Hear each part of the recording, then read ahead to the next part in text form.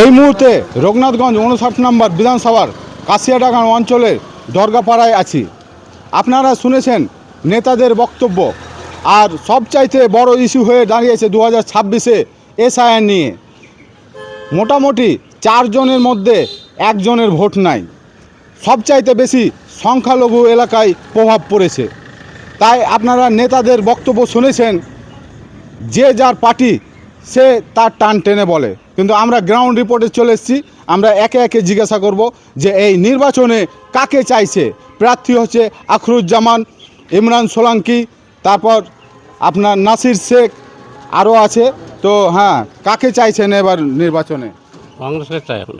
কংগ্রেসকে, নাসির শেখকে। নাসির শেখকে। আচ্ছা, তৃণমূল দীর্ঘদিন ধরে এখানে আছে, কি কি উন্নতি করেছে বহুত কিছু করেছে তৃণমূল? তৃণমূল স্কুল ফিস্কুল সব করে দিচ্ছে, সব চুরি করে খেয়ে নিচ্ছে। আচ্ছা, তার জন্য বিকল্প চাইছেন? হ্যাঁ, তার জন্য আমরা কংগ্রেসকে চাই। কংগ্রেসকে চাইছেন। আচ্ছা, আপনার নাম? কালু শেখ। আচ্ছা, এই অঞ্চলে আপনি বসবাস করেন? হ্যাঁ, এই আমাদের বাড়ি। হ্যাঁ, তো এবার নির্বাচনে হাড্ডাহাড্ডি লড়াই হবে।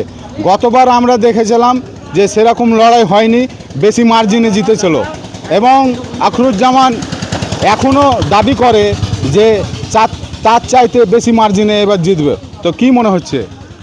এবার তো পরিস্থিতি একটু আমরা দেখছি অন্যরকম, আবহাওয়া অনেকটাই টিএমসির খারাপ চলছে। আমাদের অঞ্চলে মিম পার্টির খুব প্রভাব পড়ছে, চারিদিকে মিম পার্টি বলে ছড়ে আছে।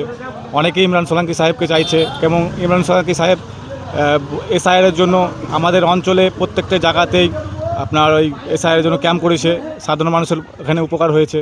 অতএব সাধারণ মানুষ তো যে উপকার করবে তাকেই চাইবে, অতএব ইমরান সোলাঙ্কি সাহেবকেই চাইবে, যাতে করে আমাদের মিম পার্টি মানে মিম পার্টি আসাদুদ্দিন ওবেসি যে পার্টি আছে, গোটা অল ইন্ডিয়াতে আজকে যারা দলিত, পিছিয়ে পড়া এবং পিছিয়ে পড়া মুসলমান, বিশেষ করে সংখ্যালঘুদের, মুসলমানদের কথা তোলে। হ্যাঁ, যেহেতু সংখ্যা মুসলমানেরা আজকে অবহেলিত, তার জন্য মুসলমানের কথা বলে। মিম পার্টির এমন একটা নেতা যে সবার জন্যই কথা বলে, কিন্তু তার জন্য চাইছেন ইমরান সোলাঙ্কি যাতে পাস করে। আপনার নাম? পিয়ারুল শেখ। আচ্ছা, আপনি দাদা? আমিও নিম পার্টি চাইছি। মিম পার্টি চাইছেন? আচ্ছা, দীর্ঘদিন ধরে এখানে দেখেছি আমরা, মানে যে তৃণমূল প্রার্থী আছে আখরুজ্জামান, উনি 3 বারের বিধায়ক এবং প্রতিমন্ত্রী, বিদ্যুৎ প্রতিমন্ত্রী। তার আগেও ওনার বাবা 5 বারের বিধায়ক ছিল। তো 40 বছর কম করে, তো 40 বছরে এই অঞ্চলে কি কি করেছে? আমাদের বাপ আমলে যা যা করেছে সেরকম হিসাবে এখনকার যুগটায় কিছু করেনি। কিছু করেনি।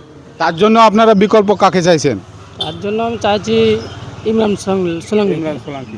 তো আপনারা দেখতে পাচ্ছেন যে সংখ্যালঘুদের কথা বলে আসাদুদ্দিন ওয়েসি, গ্রাউন্ড থেকে নিয়ে সংসদ পর্যন্ত। তার জন্য অনেকে মিমকে চাইছে। হ্যাঁ, আপনি কাকে চাইছেন? আমিও নিম পার্টিকে চাইছি। মিমকে চাইছেন? হ্যাঁ, নিম পার্টি। কি কারণে? নিম মানে অনেক কিছু কাজ করবে, আমাদের দেশের শিল্পপতি নিয়ে আসবে, নিয়ে আসবে। নতুন দল আমরা চাইছি, কি কারণে আজ পুরাতন দল এতদিন ধরে চালালো, কিচ্ছু আমাদের সফল হয়নি। কেন তার জন্য এত কিছু দিচ্ছে? লক্ষ্মী ভান্ডার, যুবশ্রী, কন্যাশ্রী। লক্ষ্মী ভান্ডার কাজ দিচ্ছে, আমার টাকা নিয়ে দিচ্ছে, আমার মেয়ে লোককে কার টাকা দিচ্ছে লক্ষ্মীর ভান্ডার। লক্ষ্মীর ভান্ডার আমরা চাই না, আমরা এখন মিমই চাই। কেন দেশের যেন উন্নতি হয়, দেশের ছেলেপিলে যেন বাইরে খাটতে না যায়, গ্রামে একটা স্কুল নাই, কিছু নাই, এসবগুলো আমরা চাওয়ার জন্য নিমকি চাই। তো আপনার নাম? আমার নাম শীষ মোহাম্মদ। হ্যাঁ, সংখ্যালঘু এলাকায় আর বিশেষ করে মুর্শিদাবাদে আপনারা জানেন যে পরিযায়ী শ্রমিক একটি বড় ইস্যু হয়ে দাঁড়িয়েছে। এই পরিযায়ী শ্রমিকরা বিদেশে কাজ করতে যায়, মার খেয়ে আসে, মরে আসে, অনেক রকম সমস্যায় পড়তে হয়। তো এবার ভোটে আপনারা বিকল্প হিসাবে কাকে চাইছেন? নিম পার্টি। মিম পার্টিকে? হ্যাঁ। কেন? এই মুসলিমদের, এই সংখ্যালঘুদের কথা বলে তাই? না, ওরা নয়, নিম পার্টি নতুন পার্টি, পার্টিকে আমরা ভালো লাগছে, আমরা পার্টিটা করব। কি দেখে ভালো লাগছে? যদি কোনো ভালো পরিবর্তন হয়। পরিবর্তনের আশাতে মিমকে চাইছে? হ্যাঁ, পরিবর্তন চাইছি আমরা। পরিবর্তন চাইছে। জি। তা আপনার নাম? আমার জল্লুর রহমান। জল্লুর রহমান। হ্যাঁ। এই অঞ্চলে বাড়ি? এই অঞ্চলের কাছে টাকায়। আচ্ছা, তো আরও 2-1 জনে। হ্যাঁ, তো বলছিলাম বিকল্প হিসাবে রঘুনাথগঞ্জ 59 নম্বর বিধানসভায় এবার নির্বাচনে কার পাল্লা ভারী, আর আপনারা কাকে চাইছেন? আমরা মিম পার্টিকে চাই। মিম পার্টিকে মিম চাইছেন? পার্টিকে চাই।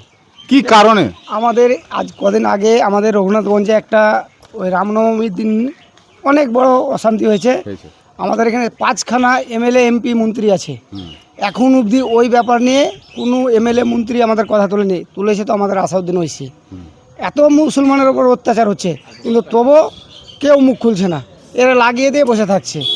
আবার অত বড় ঘটনাই জাকির বলছে দু চারটে সামান্য কিছু হয়েছে, না সামান্য না, আমাদের 30-35খানা মুসলমানকে তুলে নিয়ে অ্যারেস্ট করেছে। এর থেকে আর কী দেখবো? এই জন্য আমরা মিম পার্টি চাই। আচ্ছা, আপনার নাম? ইসমাইল শেখ। আচ্ছা, আপনি কাকে চাইছেন? নিম পার্টি। মিম পার্টি কেন, কি কারণে? এই যে ভোটের সব লচ্ছর চলছে এই কারণে তৃণমূলকে আমরা চাইছি না। আচ্ছা, তো এইখানে। আপনার নাম? আমার নাম তোরাব শেখ। তো একাধিক ইস্যু আছে, আপনারা বুঝতে পাচ্ছেন, সাধারণ মানুষই ইস্যুগুলো বলে দিচ্ছে। এসআইয়ের থেকে নিয়ে রামনবমীর মিছিল থেকে নিয়ে এবং বেকারত্ব, পরিযায়ী শ্রমিক, একাধিক ইস্যু নিয়ে তারা কিন্তু মুখ খুলছে গ্রাউন্ড রিপোর্টে। হ্যাঁ, তো ইয়ং ছেলেরাকে জিজ্ঞাসা করবো একটু। হ্যাঁ, একটু বলো, মানে কাকে এবার চাইছো তোমরা? আমি মিম পার্টিকে চাইছি। কি কারণে? কি কারণে বলতে, আমাদের এখান থেকে তো অনেক পার্টি অনেক দিক থেকে রাজত্ব করছে, তো কোনো পার্টি কোনোদিন কিছু উন্নতি করতে পারছে না আমাদের গ্রামে। তো আমরা দেখে আসছি হায়দ্রাবাদে তো আসাদুল ওয়াইসি ব্যারিস্টার সাহেব মানে অনেক উন্নতি করেছে, তার জন্য আমরা মিম পার্টিকে চাইছি। তো আমি আমার ভোটটা যে দিব ওনাকে, তো আমার ভোটটা তো বাদ করে দিয়েছে। তোমার নাম কি? আমার নাম শাহিদ আক্তার শেখ। আপনি কাকে চাইছেন? মিমকে মিমকে? কি কারণে? এমনি যে কোনো জিনিস ভালো লাগে। ভালো লাগে। হ্যাঁ, আচ্ছা, আসাদুদ্দিন ওয়াইসি এখানে এসেছিল, কেমন ভিড় হয়েছিল? ভালো ভালো হয়েছিল। ভালো হয়েছে। তো আপনাদেরকে শোনাচ্ছি আনকাট ভিডিও এবং জনগণের রায় গ্রাউন্ড থেকে, কাশিয়াডাঙ্গা অঞ্চল থেকে। হ্যাঁ দাদা, একটু কথা বলবো। হ্যাঁ, আচ্ছা, তো যাই হোক, তো একাধিক ইস্যু নিয়ে কথা বললো। এবং আপনারা জানেন, রঘুনাথগঞ্জ বিধানসভায় মিম পার্টির আপনার প্রার্থী হলো ইমরান সোলাঙ্কি, আর তারই প্রচারে এই কাশিয়াডাঙ্গাতে আসাদুদ্দিন ওয়াইসি এসেছিলেন। এবং জনগণ বলছে, সেই যে জনগণের উচ্ছ্বাস, উন্মাদনা আসাদুদ্দিন ওয়াইসিকে নিয়ে, তাই এখানকার মানুষ বেছে নিয়েছে ইমরান সোলাঙ্কিকেই। তাই গ্রাউন্ড রিপোর্ট দেখার জন্য জঙ্গিপুর লাইভ দেখুন। আমি জসিম জঙ্গিপুরি, কাশিয়াডাঙ্গা থেকে।